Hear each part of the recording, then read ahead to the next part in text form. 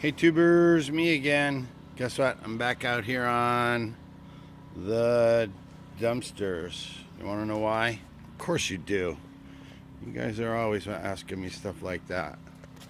See this? Whoops. This here's my tire off my 4Runner. See this? This is what gave me a flat tire in the middle of the night. Bummer, eh?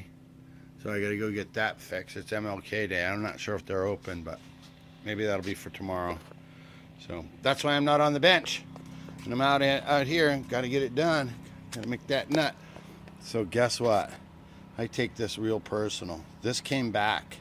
This is the one with the halfway clogged spark arrestor, and we ran it and burned it out and gave it back to the guy. So he went and did a job. So it ran for like 35 minutes. And then we went to restart it, and it was giving him trouble. He waited a while, started it up, ran for about 10 minutes, and then he used it again for that 10 minutes, and then he couldn't get it started. So guess what? Now we're going to go and check the other house. Since we already took care of the exhaust, now we're going to come back over here and check the carburetor. So if you need to get to the carburetor on this particular model, it is that Stihl FS94R Romeo. So anyways, I've loosened a bunch of stuff to show you how, like, it's not very hard. Okay, so you're going to take the air cover off. Boom. That just has a little T25 nut in there. Take that off. And then inside of here, behind the air filter, is the two 8mm bolts. You're going to take those off. See how we're doing this? Down here, you can just let this thing hang off, okay? Now, over here, 3 more T25s on the starter. Take and pull those out, and then the starter comes off. A little dirty in here. We're going to take care of that too. So, and then over here on the front, yep, you guessed it. Right down here, T25. Over here on this side, T25. This top cover will come off. So there we are.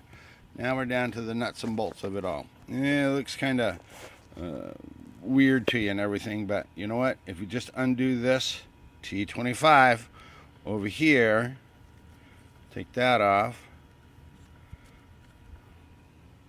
you're able to take and lift it up, move it out, undo the throttle cable right here that goes in there. You're able to take that out real easy. Take and lift that up and out of the way. So that's right there. Disconnect the line from the primer down here on the carburetor. Boom, there's that one. Disconnect the line from the fuel tank. That's in. Take that one out. I drained the tank, that's why it's not leaking. And so now we're pretty much ready to just take this carburetor off. And that's it. That's all you got to do to take it off. Now, one thing I wanted to show you about this, when you go to tune it up, you need one of these.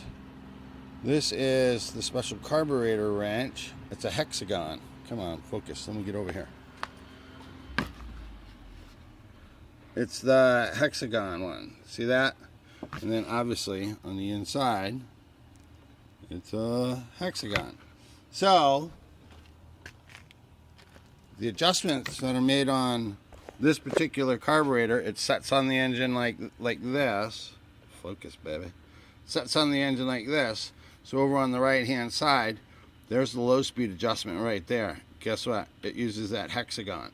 Up here on the top, I think they call this thing a rotary slide carburetor. Feel free to correct me. But see that? That's an adjustment right there in dead center. That's also the hexagon. So your high-speed adjustment is made from up there. So anyways, so the guy's like, it's running. I mean, I ran it for a while before I used it. And I'm gonna see if I can one-arm these screws. Hold on one second. I'm just taking the screws out the bottom. I have taken this already apart once, but I just want to take and show you what the metering diaphragm looks like after it's dried out a little bit. Okay, here I come. Don't get nervous, guys. Here I come. Here's the carb right now. See if I can get it to balance. Right there. I'm going to finish taking out these screws. And so the metering, this one is, I just call these stacked. This is a stacked carburetor because the metering side is right above the pump. So I'm going to take this screw out.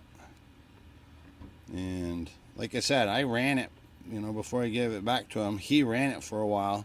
So it was just like right at the point where this bad boy was getting ready to give up the ghost. So here we go.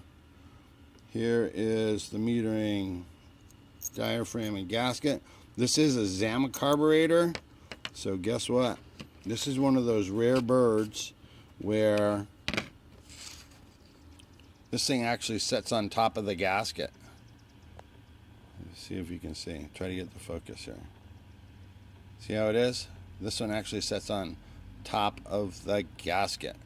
And no flexibility. Let's get some sunlight going here. No, see, it's stuck in the down position. When I take and I push it back the other way, same thing, stuck in the up position. So that needs to be replaced. That's what it needs. That's what's going to make it run. But I'm going to order up a kit now. Watch over here. Come on, shine light. Like this. Give me 1 second. Can you see? Let's really test out the zoom of this camera. Those reed valves are stuck open too. So the whole thing just needs a quick rebuild. But yeah, that's how you take it apart. And on top, that's how you make the adjustment with the hexagon. Or I know some guys take and use those, what do you call them? Little wire connector things. So, yep. And then this one's pretty much toast too. So I'll go digging through my boxes. Try to find the new stuff and then give it back to them. But yeah, that's how this one's done. Like I said, I take it personal when they come back. So this one's on the house. I'm done. I'm out.